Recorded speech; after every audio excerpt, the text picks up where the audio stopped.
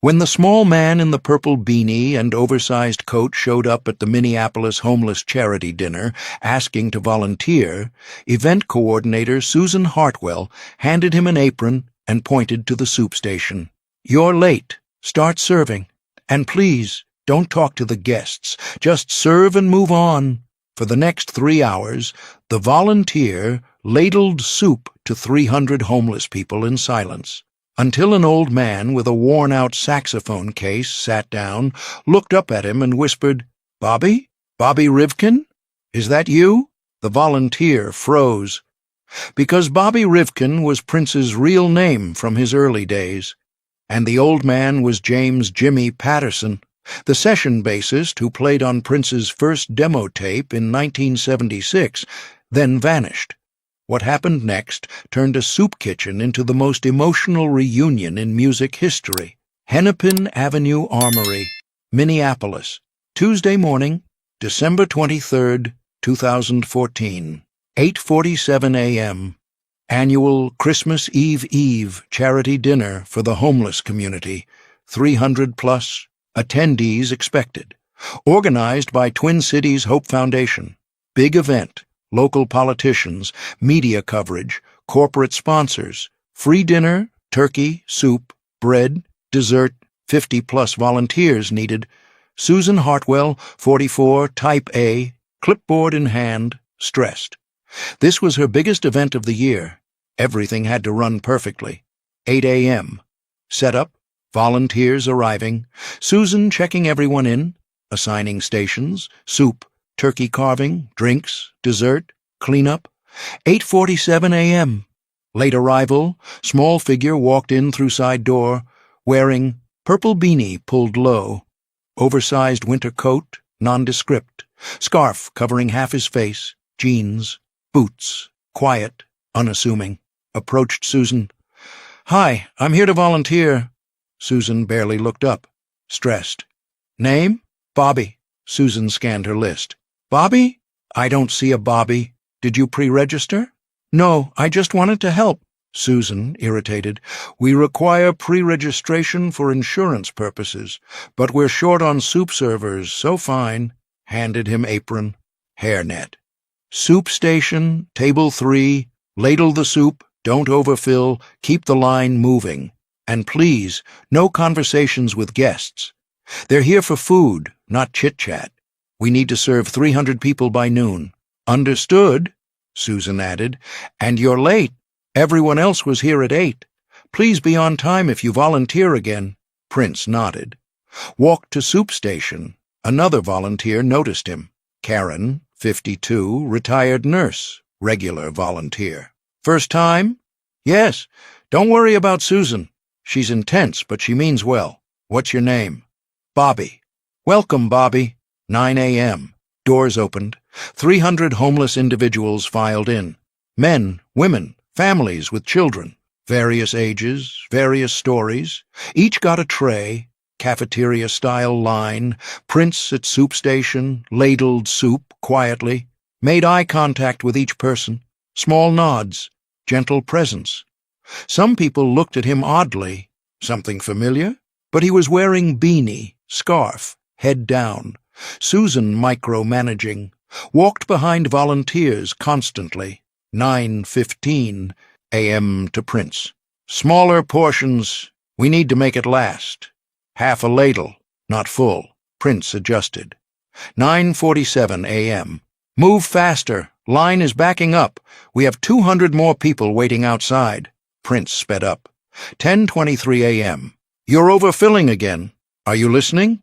I said half a ladle. This is why we need trained volunteers." Prince said nothing, just complied. 10:35 a.m. "And smile. People appreciate cheerfulness. It's not just about the food, it's about dignity." Prince looked up at her, nodded, continued serving. Other volunteers whispering, "She's being really hard on that new guy.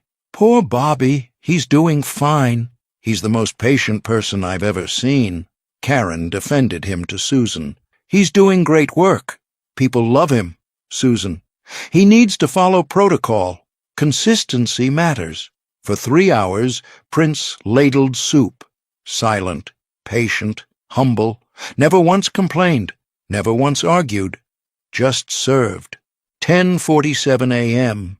An older black man came through the line, 63 years old, thin, weathered, wearing worn jacket, carrying a beaten saxophone case, duct tape holding it together, walked with slight limp, got to soup station, looked down at his tray, then looked up at the volunteer serving him. Time stopped. The man stared at Prince. Prince was ladling soup, focused. The man's eyes went wide, hands started trembling. The tray shook. The man whispered, "Bobby?" Prince looked up. Their eyes met. Prince froze mid-ladle, recognized the face despite 40 years of aging. Prince whispered back, "Jimmy?" The man, James, Jimmy Patterson, tears forming. "Bobby Rivkin, oh my God, it's really you!" Prince, soup ladle still in hand, stunned. "Jimmy Patterson, I thought you were dead." Susan rushed over, annoyed. "Excuse me? You're holding up the line. I told you, no conversations, just serve." To Jimmy, "Sir, please move along." Jimmy ignored her, locked on Prince. You're Prince. Now, I saw you on TV. MTV. I couldn't believe it. That was you, little Bobby from the basement studio." Other homeless people in line were listening now. Prince to Susan, firm but quiet. "Give me a minute." Set down the ladle. Came around from behind the serving table. Susan, angry. "You can't just leave your station." Prince ignored her. To Jimmy, "What happened to you, man? After the demo sessions, you just disappeared?" Jimmy, tears flowing. "Life happened, Bobby. Bad choices. Worse luck. Got hooked on drugs. 78, 79, lost everything. Been in and out of shelters for 30 years. Other volunteers had stopped serving, watching. Karen whispered to another volunteer, "Who's Bobby Rivkin?" Other volunteer, younger, Googling on phone. "Wait. Prince's birth name is Prince Rogers Nelson, but he went by Bobby when he was young." Karen, "That volunteer is Prince?" Susan, hearing this, scoffed. "That's ridiculous. Prince wouldn't be serving soup." Looked at Bobby more carefully. The purple beanie, the eyes, the way he moved. Her face drained of color. Prince, still focused on Jimmy, oblivious to the commotion. "The demo, 1976. We recorded it in that basement on Plymouth Avenue." Jimmy, nodding. "You were 17. I was 24. You'd written all these songs. You played bass on Just as Long as We're Together. One take, perfect." Jimmy, sobbing. "You remember that?" "I remember everything, Jimmy. That was my first real recording session. You and Marco on drums, Dennis on guitar." Susan, approaching cautiously. Mr. Bobby, are you—" Prince finally acknowledged her. Removed his beanie. The unmistakable face, the hair, small afro, signature, the eyes. Susan, stammering. "Oh my God, you're actually—" The entire room had figured it out. Volunteers pulling out phones, homeless guests whispering, pointing. "That's Prince. Prince is serving us soup. No way, that can't be real." Media crew, local news, there to cover the charity event. Cameraman shouting, "Is that Prince? Get the camera." Prince to Susan, calm but firm. "Can I borrow the microphone?" Susan, fumbling. Yes, of course. It's on the stage." Prince walked to the small stage at the front of the cafeteria. 300 homeless people watching, 50 volunteers watching, media filming. Prince into microphone, voice echoing. "Hi, everyone. My name is Prince, but some of you might remember me as Bobby Rivkin, from right here in Minneapolis." Murmurs through the crowd. 1976. I was 17 years old, broke, sleeping on friends' couches. Parents had split up, bouncing between houses. No home, no money. But I had songs, dozens of them. The room was silent. I needed to record a demo to show record labels. But studios cost money I didn't have, so my friend Dennis knew a guy with equipment in his basement. Plymouth Avenue, no soundproofing, just concrete walls and borrowed gear, gestured to Jimmy. That man, James Patterson, was 24, session bassist. Dennis brought him in, told him I had no money. Jimmy said, "I don't care about money. Let me hear the songs." Jimmy in the crowd, crying. We recorded 5 songs that day, just as long as we're together. 3 others I never released. Jimmy played bass. We did it in 1 day, 1 take per song. Jimmy's bass line, I never changed it. It was perfect. That demo got me my first meeting with a label. That demo started everything. Prince's voice cracked. I haven't seen Jimmy in 38 years. Today, I came here to serve soup, and I found the man who gave me a chance when I had nothing. The room was silent, except for crying. "Jimmy, come up here." Jimmy shook his head. "I can't. I'm not. Please." Karen, the nurse volunteer, helped Jimmy stand, guided him to the stage.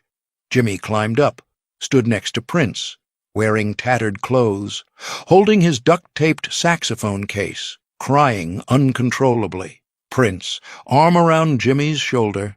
"This man is a musician, a real musician. Life knocked him down, but music doesn't die." To Jimmy, "You still play?" Jimmy, through tears. I try. Sometimes, in the shelter, when they let me. Play something now." "What? Bobby, I can't." "You played on my first recording. Play on my Christmas gift to this room." Jimmy opened the case. Old saxophone, dented, worn, but maintained, loved. He wiped it with his sleeve. Someone in crowd shouted, "Play, Jimmy!" Jimmy lifted the saxophone, took a breath. Hands shook slightly, began to play. A blues melody, slow and soulful. First notes cracked, rust in the valves, but then muscle memory took over. The sound filled the armory. Not perfect, not polished, but real, raw, full of 30 years of pain and survival. The room was mesmerized. Prince walked to the piano, sat down, tested keys, looked at Jimmy. Jimmy nodded. Prince joined. Piano supporting the saxophone, finding the spaces. They improvised together. No sheet music, no plan, just 2 musicians finding each other again through sound. The melody shifted, blues to jazz to gospel, back to blues. The 300 homeless people, clapping, swaying, crying, dancing. The volunteers, in tears. Susan sobbing openly. 5 minutes, but it felt like 5 seconds, and forever. Blues, jazz, soul, funk, a conversation through music, no words needed. When they finished, thunderous applause, standing ovation. Jimmy and Prince hugged, both crying. Prince back at microphone.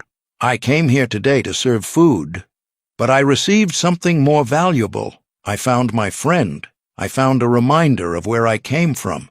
Jimmy, you're not staying in a shelter tonight." Jimmy, "What?" "I have a studio, Paisley Park. You know it?" Jimmy nodded. Couldn't speak. "You're coming there. Tonight. We're going to record. Like 1976. Except this time I can pay you." The room erupted again, but Prince wasn't finished. "How many of you are musicians? Or used to be musicians?" Pause. About 30 hands went up slowly. Guitarists, drummers, singers, all homeless, all forgotten. "Music doesn't die just because life gets hard. I'm starting a program at Paisley Park, free recording time, free instruments, free studio access for homeless musicians who lost their way. We're calling it the Jimmy Patterson Project." Jimmy collapsed in tears. "You gave me my start, Jimmy. Let me give you, and everyone like you, a second chance." Prince, final announcement. "Also, this dinner, today, Twin Cities Hope Foundation. I'm donating $250,000 to make sure they can do this every month. Not just Christmas." Looked at Susan. "And Susan, thank you for running a tight ship. That's how things get done. But maybe next time, learn volunteers' names."